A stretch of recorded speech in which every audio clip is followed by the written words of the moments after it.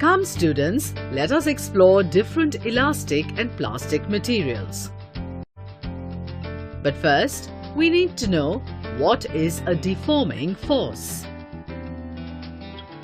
Well, a deforming force is one which, when applied, changes the configuration of the body.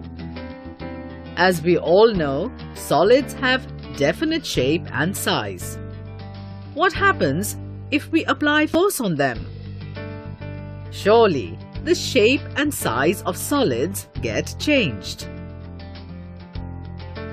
Now observe the spring carefully.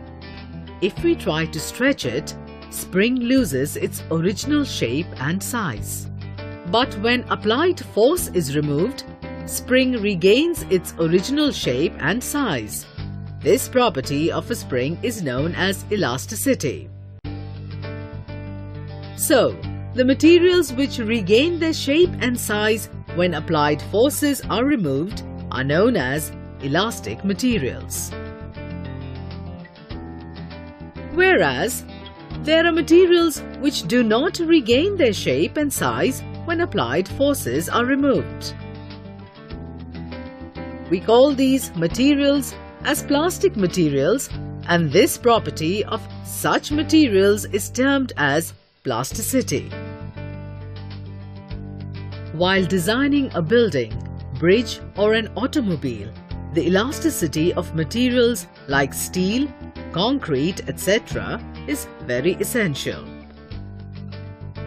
Therefore, elastic nature of materials play a vital role in engineering design. Let us study in detail the elastic behavior of solids.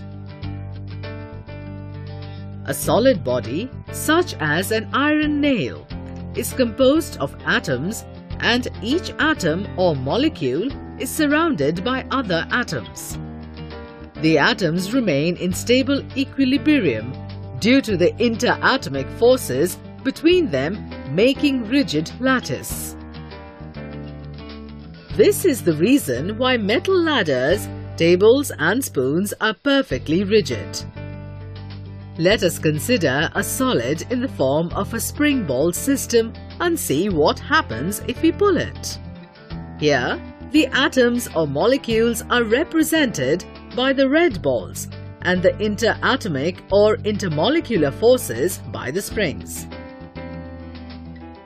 If any one of the ball is displaced from its position, then the spring attached to that ball will get stretched or compressed.